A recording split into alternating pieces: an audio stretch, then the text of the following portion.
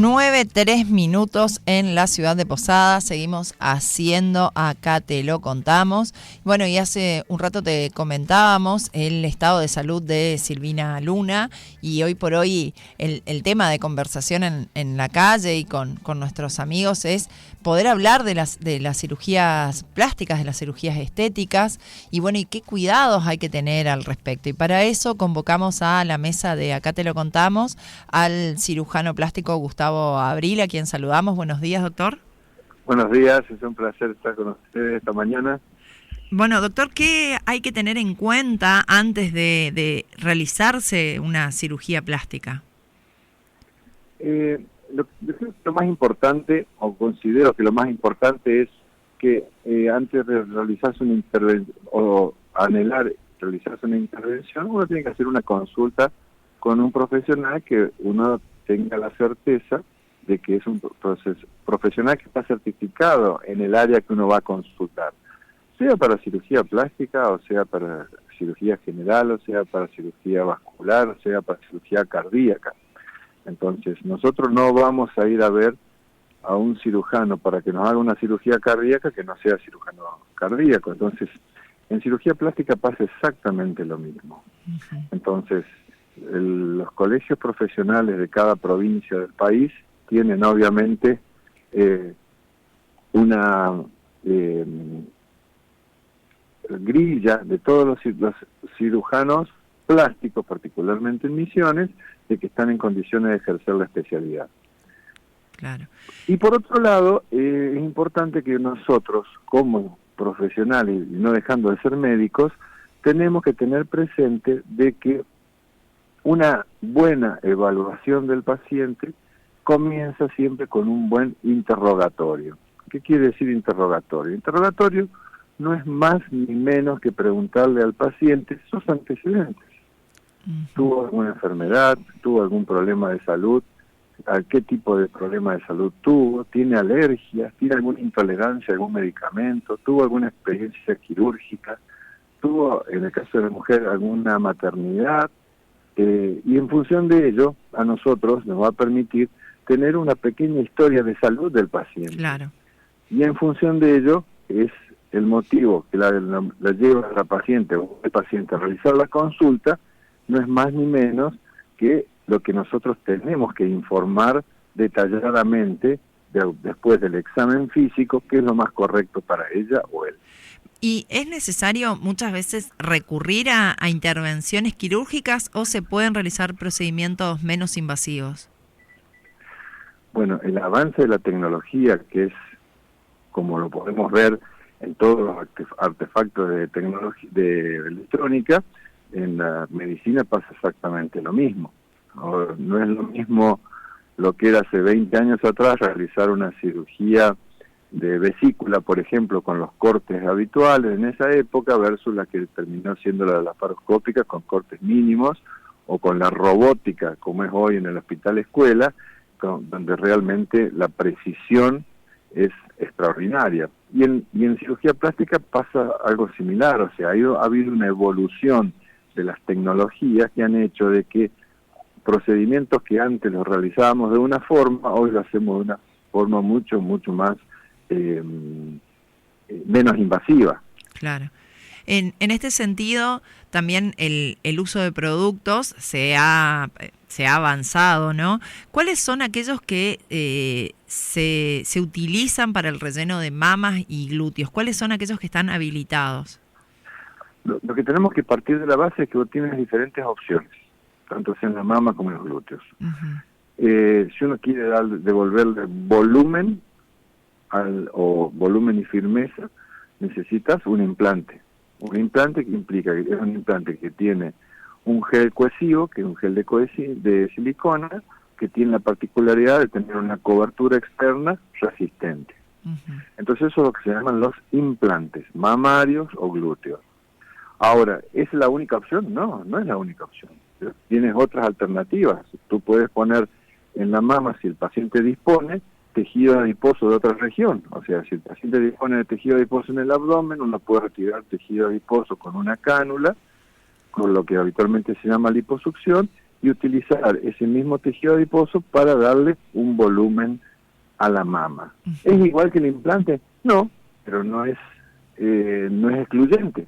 Claro. O sea, ¿qué quiero decir con esto? Que si el paciente está bien informado y el profesional le da detalladamente esa información, el paciente va a entender cuáles pueden ser los pros y los contras de cada uno de los procedimientos. Claro. Y tercero están las sustancias sintéticas. Hoy, durante muchos años, me refiero a más de 20, 30 años atrás, tuvimos las sustancias sintéticas que no eran reabsorbibles. Obviamente esas sustancias sintéticas no reabsorbibles ocasionaron muchísimos inconvenientes que se los fue retirando del mercado.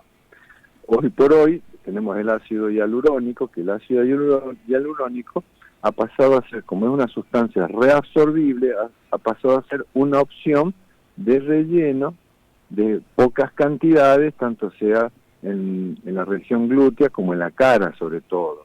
En la mama excepcionalmente se utiliza, y precisamente por todo lo que atañe a las patologías de la mama, como las patologías benignas y malignas, es como que se prescinde de realizar sustancias sintéticas que uno no tenga la seguridad radiológica de poder hacer diagnóstico de patologías. ¿Y qué sucede con el metacrilato? El metacril fue lo que originalmente entró al país en una sustancia de relleno irreabsorbible que particularmente se utilizaba en escasa cantidad para la corrección de defectos en la región facial, o para relleno de labios, o para correcciones de pequeñas defectos o asimetrías en la nariz, en el mentón, en las cejas.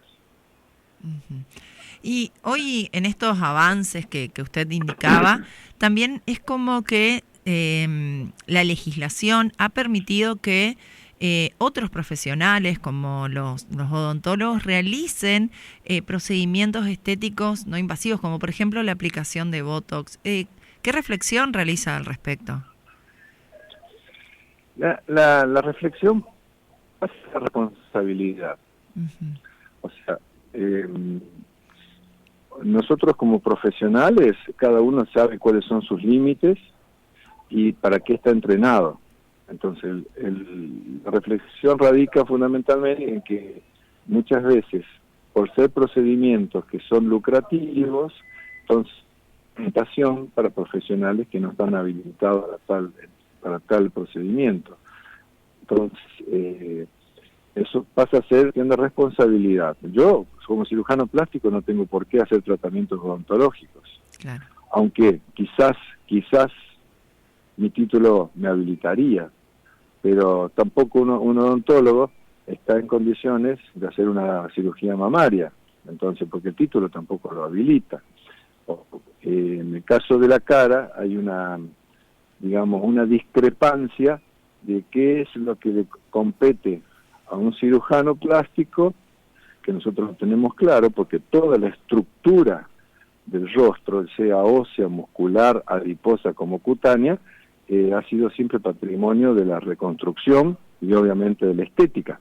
O sea que nosotros tenemos un manejo de la anatomía de la región que probablemente los odontólogos no la tengan, pero siempre ellos se supeditaron a lo que eran el marco del maxilar superior y el maxilar inferior, y hoy por hoy es como que es una gran tentación con cada procedimientos que tengan que ver con rellenos y con toxina botulínica en el rostro. Claro, seguir avanzando a otras zonas del rostro, ¿no? Exactamente. Bueno, doctor, para finalizar, arrancó con un llamado a la concientización de los oyentes. Le voy a pedir que cierre de la misma manera, ya que entramos en una temporada donde de cara, muchos utilizan, ¿no?, el invierno para poder hacerse estos retoques, ¿no?, de cara al verano. Entonces, bueno, le doy unos minutos para que pueda llevar una reflexión a nuestros oyentes. No, lo más importante, Eugenia, es que ante el deseo de producir alguna modificación o alguna corrección de alguna zona del cuerpo, de la cara, de las mamas, tengan la certeza de consultar a un profesional que es certificado para hacer este tipo de procedimientos. Y por otro lado, que el profesional le explique acabadamente cuáles son los pros y los contras del procedimiento que le está sugiriendo realizarse, cuáles pueden ser las complicaciones, cómo se debe seguir, qué cuidados debe tener el paciente antes, durante y después de la cirugía, en caso de que sea un procedimiento o antes, durante y después de haberse realizado un tratamiento no invasivo, porque los tratamientos invasivos también pueden tener algunas complicaciones, que es importante que el paciente las conozca. Claro. Hoy por hoy no se puede realizar ningún procedimiento si nosotros, quirúrgico estoy hablando, si no realizamos lo que se llama un prequirúrgico. ¿Qué quiere decir? Los estudios correspondientes. Yo actualmente conversaba con una colega suya, donde yo le decía que hoy por hoy no hay exclusiones de pacientes. ¿Qué quiere decir eso? Que hay pacientes que son asmáticos y se pueden realizar una intervención quirúrgica, hay pacientes que son diabéticos, hipertensos, o pacientes que han tenido alguna lesión cardíaca, ya sea un infarto o una insuficiencia cardíaca, y que con el manejo adecuado prequirúrgico e intraquirúrgico, el paciente puede ser sometido a una intervención. Claro. Muchísimas gracias, doctor, y que tenga un buen fin de semana. Gracias, Eugenia, y saludo a tu audiencia. Hasta luego. Allí pasaba el médico cirujano Gustavo Abrile, ¿sí? Integrante de el equipo de cirugía plástica del Hospital Escuela. Bueno, llevando un poco de puntos a tener en cuenta a la hora de concurrir a realizarse alguna intervención quirúrgica, pero también esos retoques que te dicen, bueno, es no invasivo, no te preocupes. Bueno, allí también tenés que tener muchas cuestiones en cuenta y recurrir a profesionales que estén habilitados para ello, porque lo barato muchas veces sí termina costándote tu salud.